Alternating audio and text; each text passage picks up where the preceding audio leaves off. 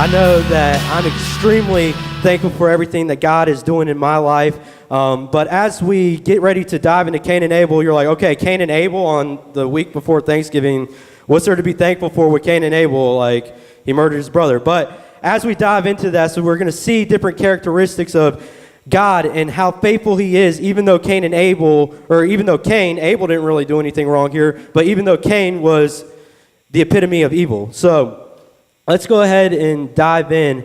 Now, you may already be thinking like Cain and Abel, a lesson on Thanksgiving, but as we dive into this story, there's going to be a few things that challenge us. So as I was studying this, I had to put my steel-toe boots on a couple times because my toes were being stomped on. So if you feel like your toes are being stomped on, you can feel free to walk around, loosen them up and stuff like that. But this is a little bit challenging as we read through Cain and Abel. So right off the bat, we see two brothers with two different identities, okay? So Cain was a worker of the ground, and Abel was a herdsman. Now, Cain and Abel bring two sacrifices to the Lord. And in this time, this was before Jesus came, before the ultimate sacrifice was made. And so they bring sacrifices to the Lord, not as a, get out of jail free pass, but they're bringing sacrifices to the Lord to show their love to God. And so Cain and Abel bring their sacrifices to the Lord. And as we read, Cain brings the fruits, and Abel brings the firstborn calf of his herd. And so you're thinking, okay, well, those make sense for the characteristics of what they do. Cain is bringing what he does, Abel's bringing what he does. But there's a difference in the preparation that was involved in that. So Cain brings fruits, but it's more like a chore. What Cain brings to the Lord, he does every day. So he's like, okay, God, here's my fruits. I sacrifice them to you. But Abel goes through the process of finding the first calf, the best calf. Normally it's the ones that would bring in the most money. He brings it to the Lord and he sacrifices it, and he goes above and beyond to show his love to God. So just a little bit of a comparison here, and I know it's a little goofy here, but whenever I was in high school, there was a couple times when my mom and dad would go out of town on the weekends, or they weren't really out of town, but be gone for most of the day on a Saturday. And I'm a bum, and I don't really want to go do what they're doing, so I'm just going to stay home and hang out. Well, there was one Saturday in particular that I still remember where mom and dad were out doing something. I can't remember what it was they were doing, but it was me and my sisters at home. And so I woke up that morning, and of course every Saturday morning, because throughout the week I kind of did this, but didn't. It was clean your room, some basic chores I had to do. But this Saturday morning, I was like, okay, mom and dad are gone, and I really want to do something to please my parents, really want to go above and beyond here. So I started out, and I did my basic things. I cleaned my room and stuff like that, and then from cleaning the room, you move into the living room, you clean up all your trash from the night before and vacuum, go to the kitchen, do the dishes, some laundry and stuff like that. I'm a guy, so I grab some lunch, and then I go outside and start mowing the yard and washing the cars and stuff like that. But why did I do that? Because I wanted to please my parents. I wanted to go above and beyond and make a step to show my parents how much I love and appreciate them for all that they did for me. Now, this wasn't all the time. I was your typical high school student. I wasn't the suck up to your parents every Saturday. But this one Saturday, I did. And they come home and they're like, oh my gosh, where's my child at? Who's been in here, But it was just simply, I love you, Mom and Dad. And I'm sure at the time there was something deep down in my mind. I'm thinking, I kind of want something. So if I do this and I build up that cookie jar, for Christmas, I might get that guitar or whatever it was I was wanting. But that's not the point. The point is that you take certain steps to go above and beyond to show your love and appreciation for someone. Now, say I had done the same thing, but I woke up that morning and maybe I half cleaned my room, made the bed just enough that it looked like it was made, shoved all my clothes under the bed so that the room was cleaned up, threw the trash in the closet, and it was good to go. Got up, watched some TV, made my own breakfast and stuff, but I throw the bowl of dishes into the sink and stuff like that. Like, my mom and dad would have came home and be like, okay, the house not destroyed, but what did you do today, This doesn't help me because they still have to come home and clean up. And so, all that to say, when it came to Cain and Abel, it was the heart behind the motive that mattered to God. It wasn't necessarily the offering. Did God need the fruits? Did God need the first born calf? No. God didn't need that stuff, but it was the heart, the motive behind it. But God didn't say to Cain right off the bat whenever he brought that offering, he didn't say to Cain, okay, you're done. You're done. Like, you're cut off. You need to go ahead and leave because you didn't bring the best offering. No, he gives Cain an opportunity to turn things around. He says, with my help, you can change Cain. We can turn this around. With my help, you can do this. But as we read on, Cain refuses God's offer. And the downward spiral just continues from there. He becomes not only angry, but jealous too. So what does he do? He goes out and murders his brother. Now, his brother has done nothing wrong to Cain. He didn't go to Cain and say, ha, God likes me, he doesn't like you. No, Cain has done nothing wrong here. Abel has done nothing wrong here. Cain obviously did something wrong. He murdered his brother. And so Cain goes out, he murders his brother, and God, being God, immediately knows what Cain does, and he says, Cain, what's going on? Where's your brother? What have you done? And Cain's like, am I my brother's keeper? Like, I just picture like a smart aleck teenager coming, am I my brother's keeper? Like, really, God? What is this, you know? But no, God's like, Cain, I hear your brother's blood crying out from the ground. You killed your brother. Therefore, because you have killed your brother, the ground will no longer produce its yield, and you will no longer be in contact with me.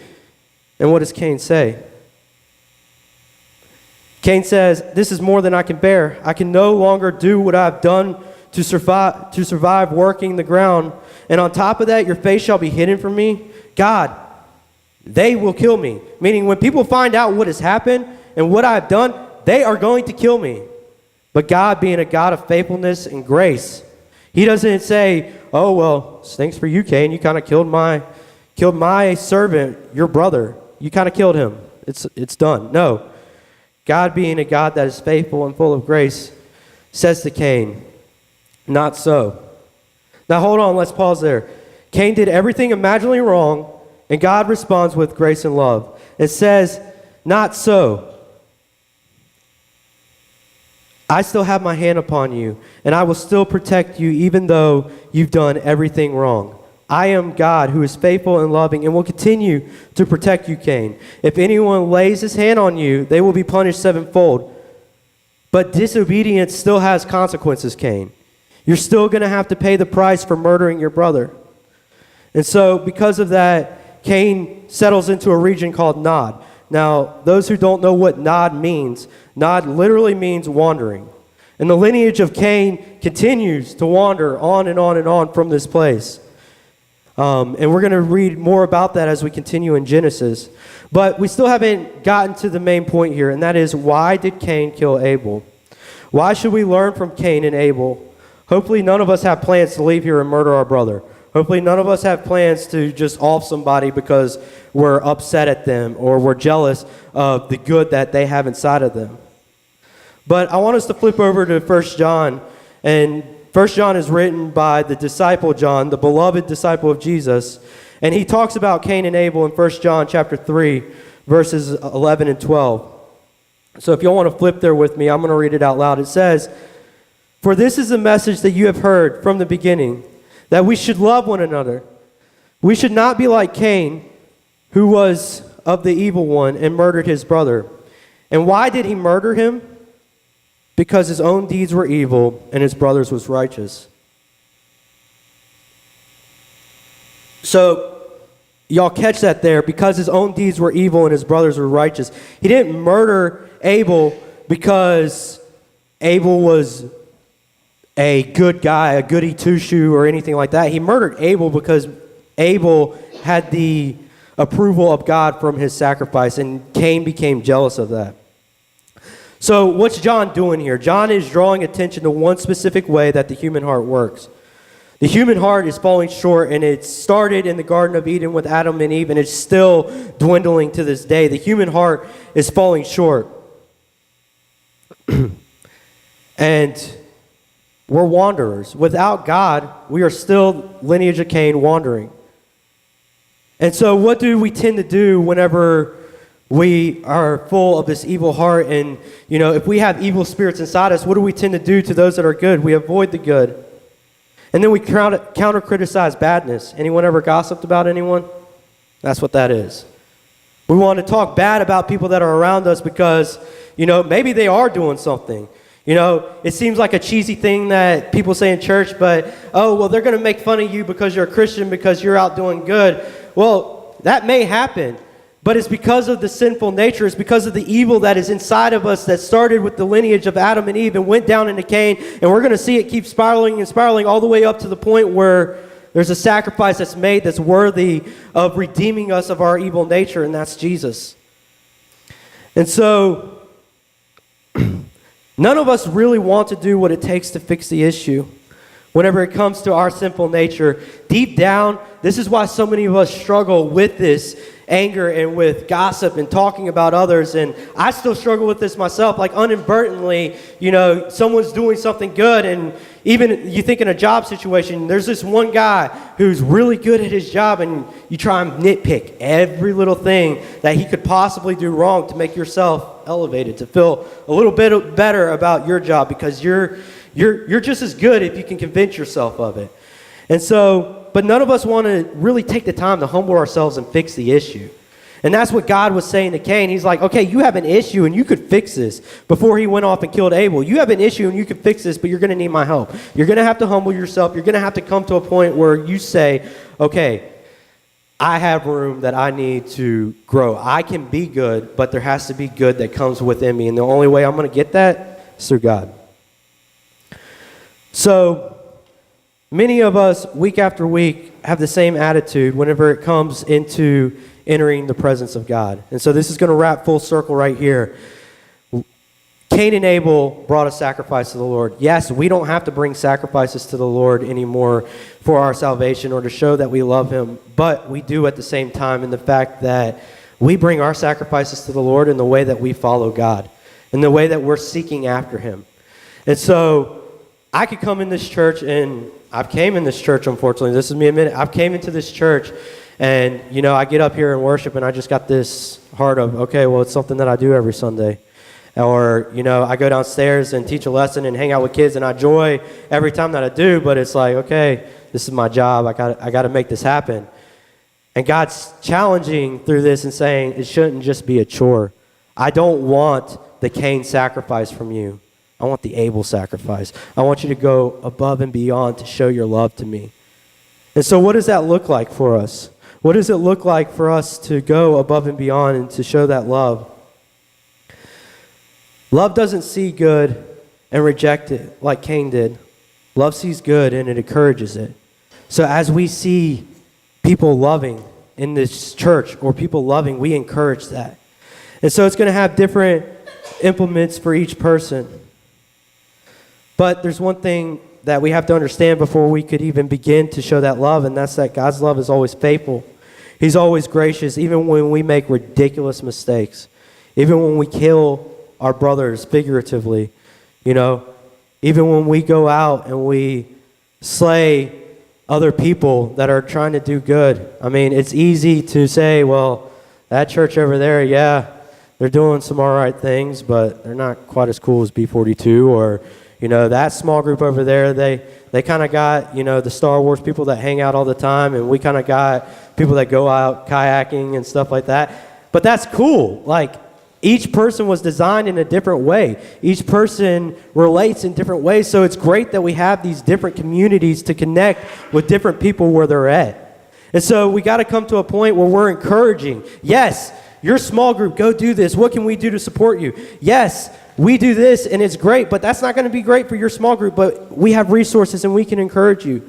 So it means us humbling ourselves, coming together behind each other, and encouraging, graciously pushing each other towards that love, because that's what the whole point of this is. That's the whole point that we come together on a Sunday morning, is that we have our communities throughout the week, and we come together to meet on Sunday morning so that we can come together and encourage and rejoice and come into a place of thanksgiving and love and give that love to our Father, because we're given above and beyond in these different aspects of our life.